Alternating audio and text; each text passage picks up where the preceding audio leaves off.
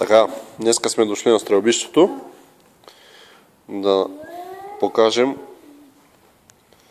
стрелба с предно пълно късо оръжие. Револвер и пистолет. Револвера е Ремингтон, 1858 година. Е изработен от италианската фирма Пиета. А пистолета е на италианската фирма пак Арми Чапа. Модела е Лепагет на френския майстор. Прави оръжията за Наполеон. Така, започваме с пистолета. Пълни са с, тук казваме, за през всичките преднопълнищи оръжия използват черен барут. Черния барут, аз съм го дозирал в точно съм го измерил 15 грейн и това са мунициите 45 калибър и съответно 44 калибър за револвера. Ще ни трябва една фуния, един чук. Това е за да може да се зареди оръжието. Това е за почистване. Това са капсулите. Чакай, това.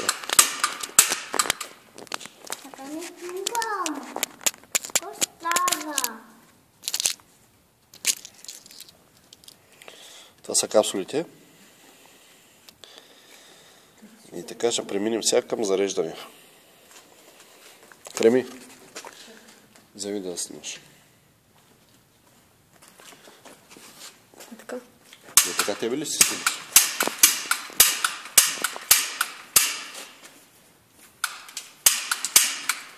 Значи първо трябва да поставим пистолета.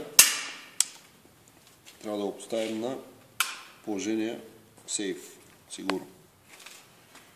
И винаги се проверява дали има нещо.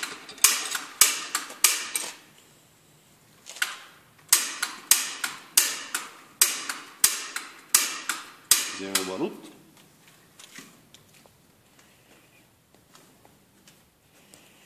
Изсипваме го. Сега бях се забравил да спомена, че освен барут, оръжията се допълват с гриз, пшеничен или оризен.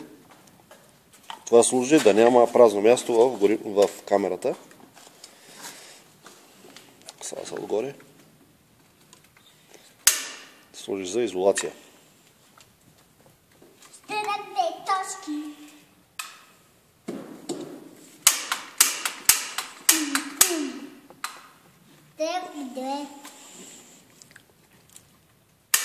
Трябва да навлажним леко.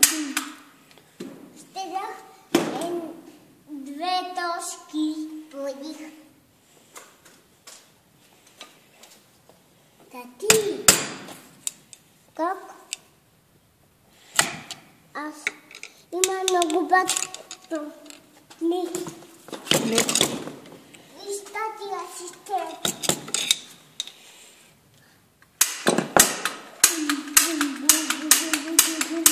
И сега слагаме капсул от детонатора. И оръжието е готово за стрелба. Няма служи слушалките, че няма слушалка. Мишената е на 25 метра. Тук съм виждал добре.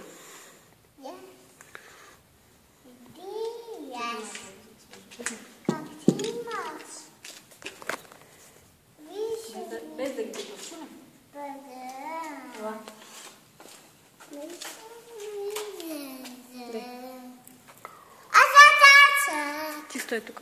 Стой тук, сега ще стрелям. Хайде. Пази се, иди назад.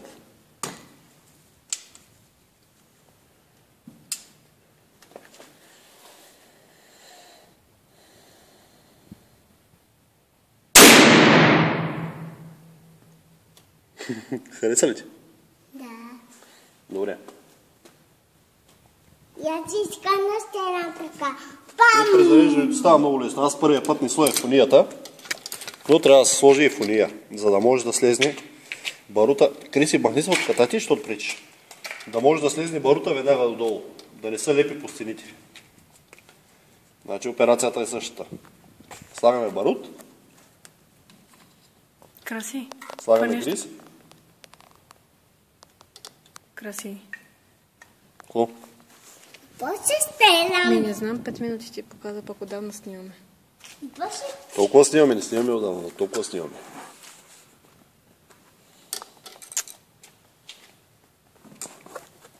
Намокреме малко парцалчето. Това е задължително.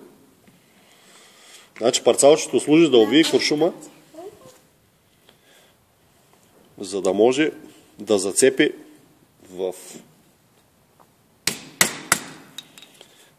добре в нарезите на цевта.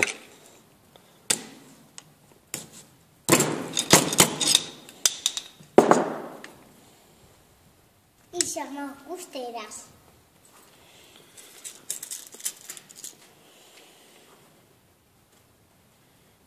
Али сега ще стреляме пак. Готови сме за нов изстрел. Стелай, дади!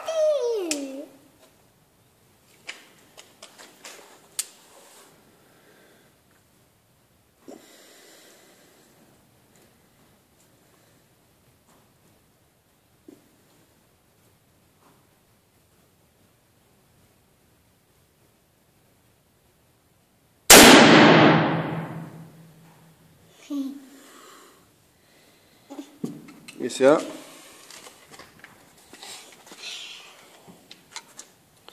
Иска да стрелям така. Пум! искам да направим още един изстрел и ще преминем към револвера, който е малко по-сложен. Значи хубаво е след всеки изстрел, аз забравя да го направя преди, да се минава така едно парцалче през цевта, защото иначе, вижте какво става. Парцалчето дайка така.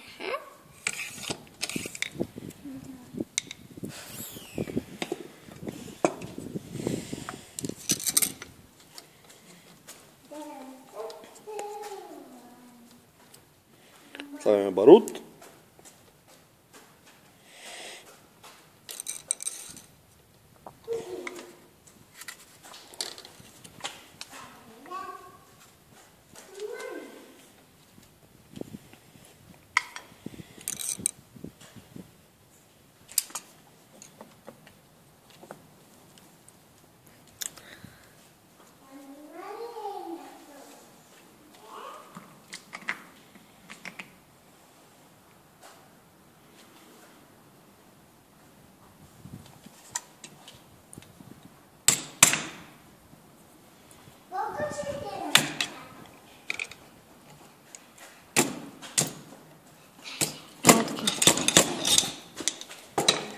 Криси, ела тук, мама.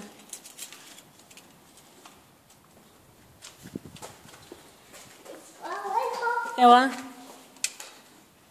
И сме готови за стрелба. Криси. Не може да излезе, нали?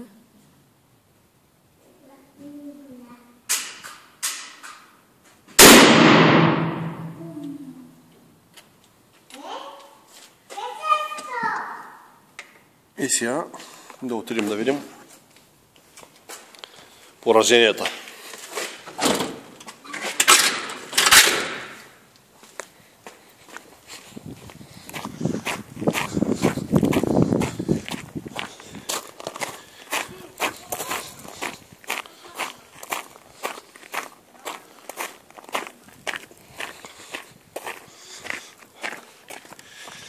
Ето на 25 метра искам да се види колко са точни тия оръжия, макар че са стари.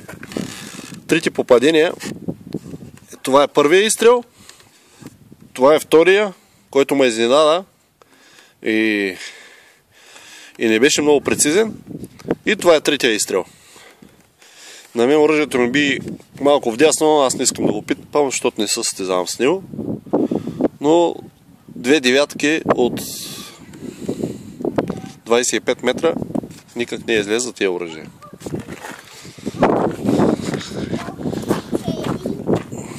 Колко печели? Айде, влизай вътре.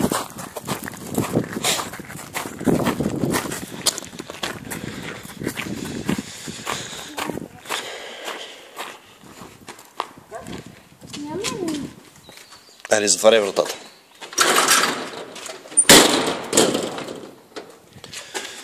И сега ще покажем как се стреля с този револвер. Нещата са малко по-сложни. Вземи креми.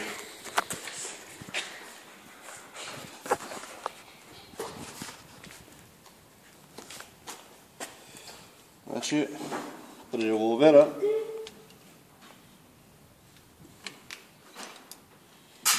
чука и фунията не се използват. Тук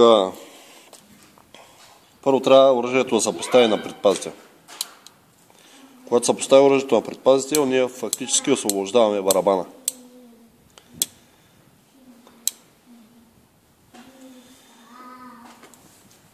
За това оръжие амунициите са тук, но използвам същото количество барут. Значи вземам доза.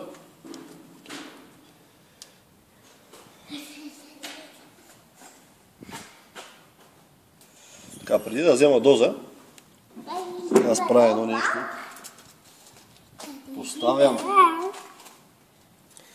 Поставям капсула на мястото,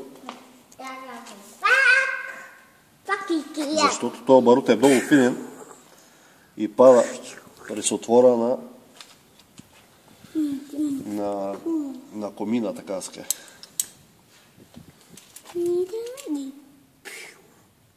Слагам капсулите, макар че това се прави последно, но оръжието е на предпазител.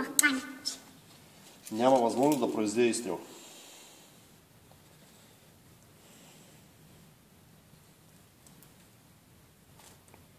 Барута е за пистолет, швейцарски, първи номер. Това е най-финният барут, който е на пазара.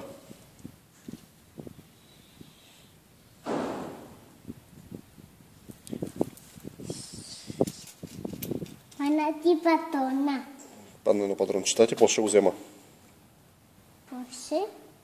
Да. Сега ти го взема на Бойто да усягаме тук така пак. Пази се от тук, как съм казал.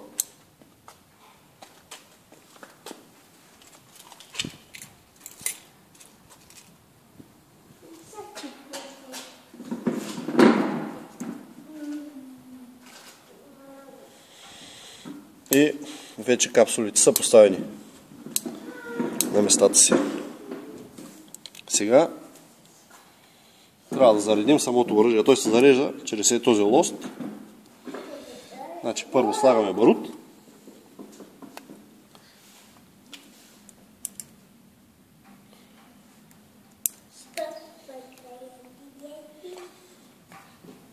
После слагаме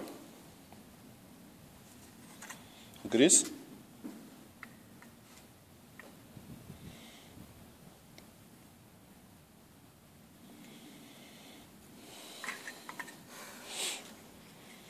И след това слагаме съчмата. Като я поставим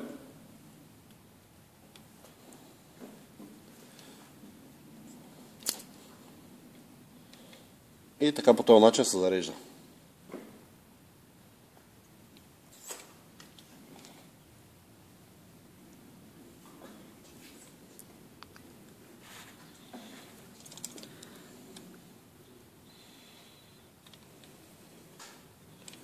Има някои хора, които слагат след това малко вазелин, за да изолират едната камера от другата. Но аз не смятам, че това е необходимо, защото куршума влиза доста плътно. Даже Освен това има гриз, така че за да са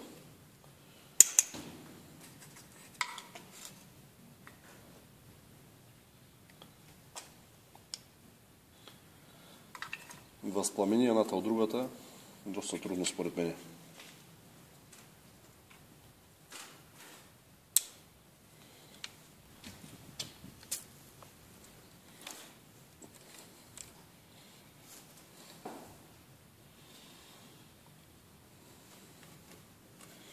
Вижте колко трудно е било и колко време е отнемало да се зареди револвера.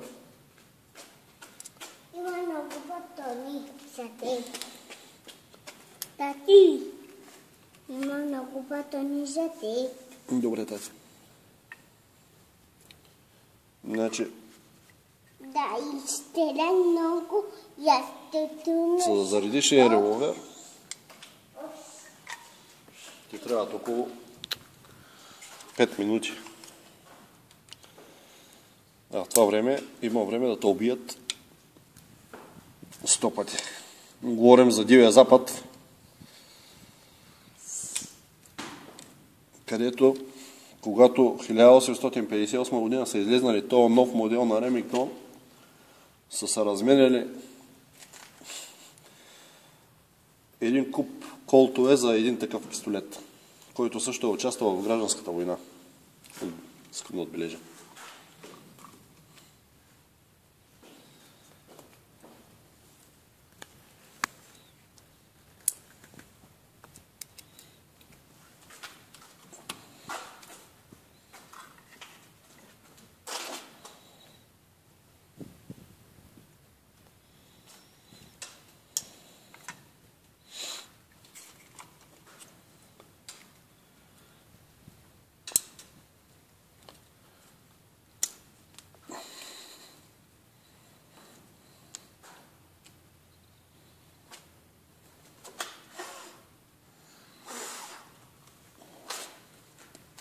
Криско, не се пипа там, чули? Не пипам, само пих една раня, дето отлежи ето там. И аз се издуха.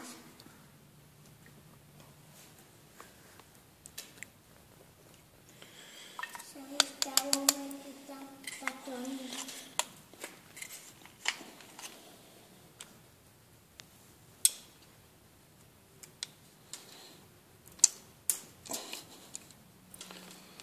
И остана още един куршум, един патрон, да заредим. Още един патрон, още едно гнездо. По-точно.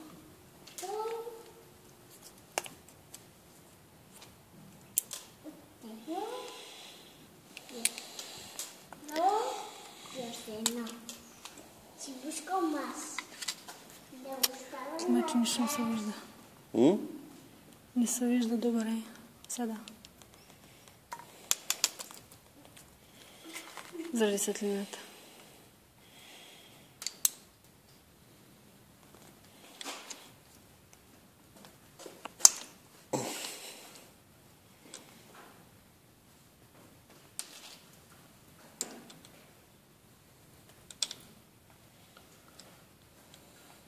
И така. Вече сме готови.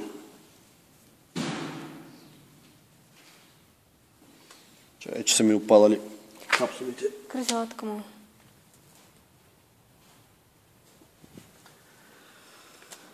Опадали са капсулите. Ще ги сложим пак.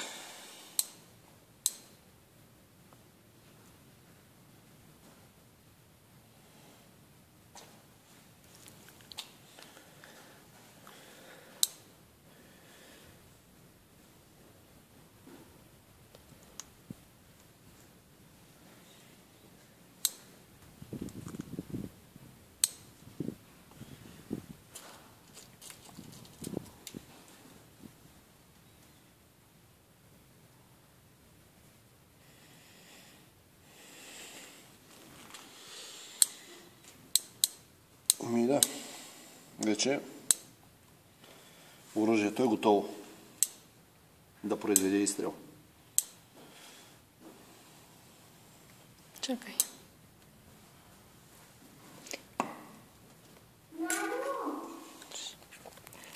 Вземи.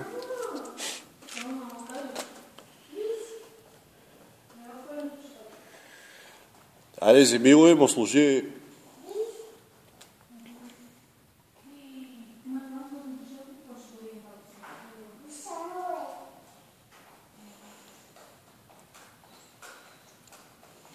Къде са му слушалките?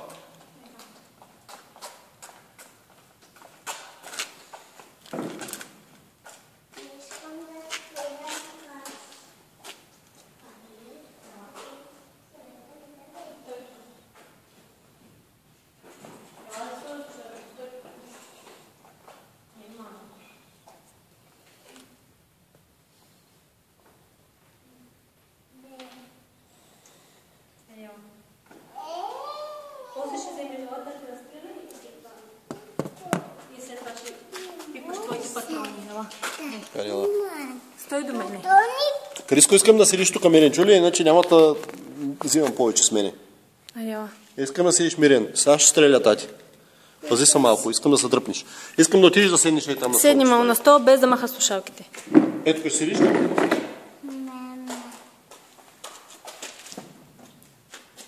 Айде да видим. Искам да отбележа, че за първи път ще стрелям с този револвер, Без да пипаш слушалките. защото съм си го купил преди една седмица.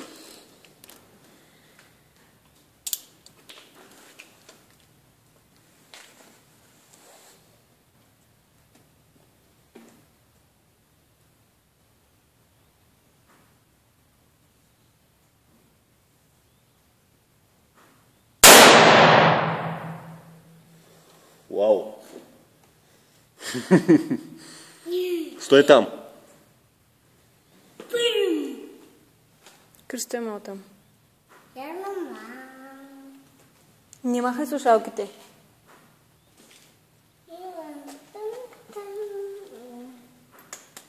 И не пъй това писолет, чуваш ли?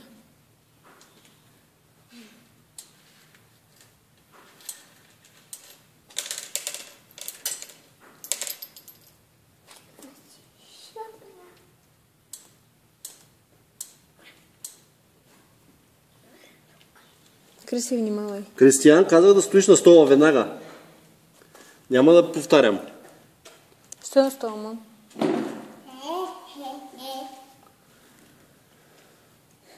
Следващия изстрел. Ари, че стрелям.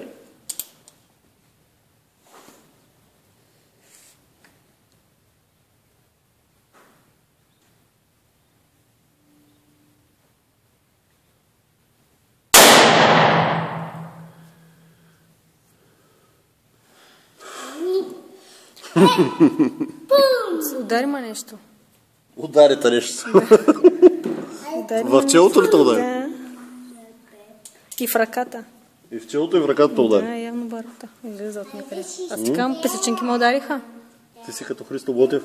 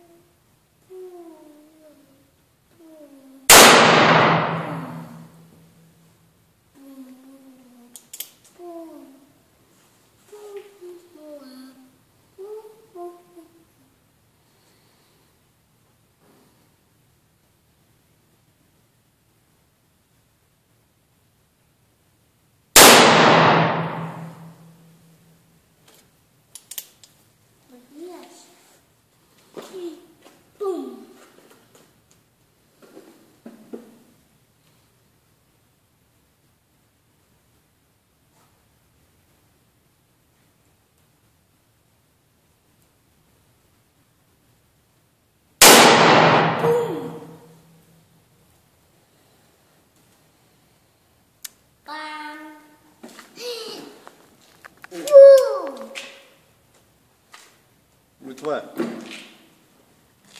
6 изстрела. И пак се започва.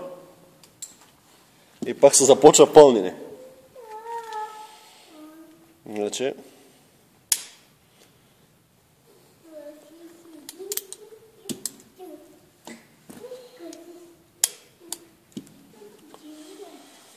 И проблема на тези оръжия, ако става въпрос за проблем, че черният барут е много мръсен и са много трудни за поддържане. Отделно е много корозивен, ако не се почисти веднага след стрелбата, оръжието почва да раздясва. Искам да отидем сега да вземем мишената и да видим какви са паденията. Но нямат нищо общо с стрелбата с пистолет. Револвера е много по-малко прецизен.